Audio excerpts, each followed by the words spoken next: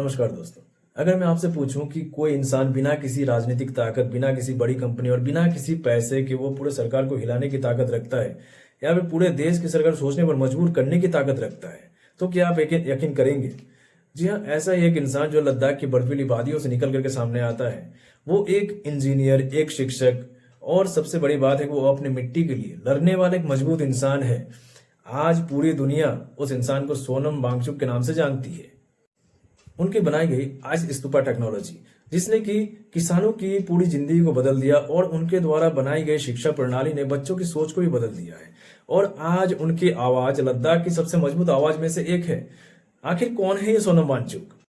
कैसे एक छोटे से गांव का लड़का आज पूरी दुनिया में पहचान बन गया, और आज भी क्यों वे सरकार से सवाल पूछने में पीछे नहीं हटते हैं? तो जानेंगे उनकी पूरी कहानी को, वीडियो में अंत तक बने रहिएगा। 1 सितंबर 1966 लद्दाख के अलची गांव में एक छोटे से बच्चे का जन्म होता है, जिसका नाम रखा जाता है सोनम वांगचुक।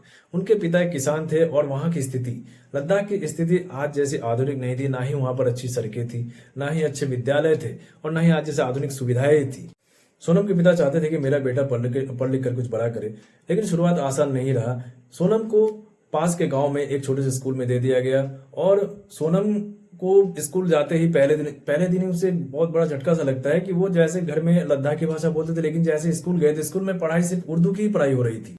इसलिए ना ही उन्हें पढ़ाई समझ आ रही थी, ना ही उन्हें भाषा समझ आ रही थी, और लोग जो है उन्हें एक कमजोर छात्र भी मानने लगे थे, क्योंकि उन्हें अच्छी तरह से पढ़ना ही नहीं आ रहा था, तो वो क्या पढ़ते।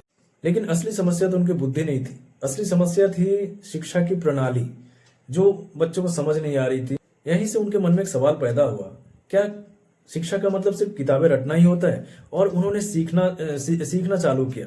उन्होंने कहाँ से सीखा? तो उन्होंने प्रकृति से सीखा, और प्रकृति ही उनकी शिक्षक बन गई। आगे चलकर उन्होंने national institute of technology Srinagar से उन्होंने मैकेनिकल इंजीनियरिंग की पढ़ाई की, और मैकेनिकल इंजीनियरिंग की पढ़ाई करके उन्होंने कोई किसी बड़े कंपनी में इंजीनियरिंग की जॉब नहीं किया, बल्कि उन्होंने ये फैसला लिया कि वह अपने क्षेत्र के लिए, अपने अपने अपने गांव के लोगों के लिए वह काम करेंगे।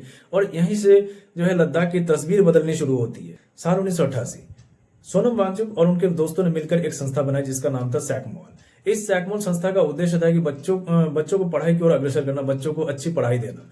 उस समय लद्दाख में बोर्ड परीक्षा के रिजल्ट बहुत खराब थे, तो इस चीज को देखते हुए सोनम वांगचुक ने बच्चों को पढ़ाना शुरू किया, और वो रटने के बजाय बच्चों को समझाने पर जोर देते थे। वे बच्चों को किताबों से नहीं, बल्कि वो प्रैक्टिकल करके समझाते थे, और प्रैक्टिकली जो भी चीज किया जाता है वो बच्चों को ज्यादा समझ आती है। और इसी तरह से बच्चों को पढ़ाते हुए बच्चों के रिजल्ट जो है बेहतर होने लगे। धीरे धीरे रिजल्ट बेहतर होने लगे, और कुछ ही सालों में रिजल्ट इतने बेहतर होने लगे, जो बच्चे फेल हो जाया करते थे वही बच्चे आज टॉपर बनने लगे। और इसी सैकमॉल से प्रेरित होकर 3 इडियट फिल्म में फुनसुक वांगडू का जो किरदार है वो बनाया गया था। जबकि फुनसुक वांगडू का किरदार जो है वो सोनम वांगचुक की फुल बायोग्राफी तो नहीं है, लेकिन उनके काम से प्रेरित होकर के यह चीज बनाई गई थी। आज लद्दाख की सबसे बड़ी समस्या क्या है? तो आज लद्दाख की सबसे बड़ी समस्या है पानी। ठंड के दिनों में तो बहुत ज्यादा बर्फ गिरती है, लेकिन जैसे ही गर्मी का दिन आता है, खेती का सीजन आता है, धीरे धीरे पानी खत्म होने लगता है। तो सोनम वांगचुक ने इस चीज को देखा, और देखते हुए उन्हें एक आइडिया आया, और इसी आइडिया से जन्म होता है आइस स्तूपा का। तो यह आइस स्तूपा क्या है कि यह ठंड के दिनों में एक आइस कोन जैसा बनता है, और वह गर्मी के दिनों में वह धीरे धीरे वह पिघल करके वह जो है उसका जो पानी निकलता है वो पानी खेतों तक जाता है, और उस पानी से खेतों में सिंचाई होती है। इस आविष्कार ने किसानों की जिंदगी को बदल दिया।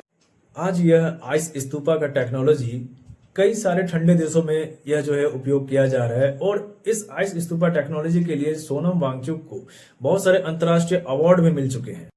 लेकिन सोनम वांगचुक की कहानी यहीं खत्म नहीं होती है।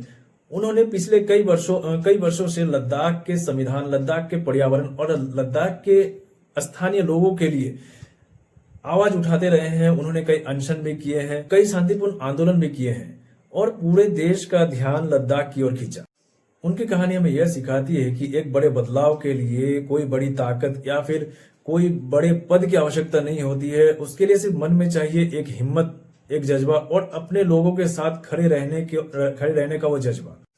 अगर आप में भी ये सारी चीजें हैं तो आप भी अपने जीवन में एक बड़ा बदलाव ला सकते हैं। और अगर ये कहानी आपको प्रेरणादायक लगी हो तो वीडियो को लाइक, शेयर और चैनल को सब्सक्राइब जरूर कर लीजिएगा। मिलते हैं फिर अगले किसी दमदार वीडियो में, तब तक के लिए धन्यवाद।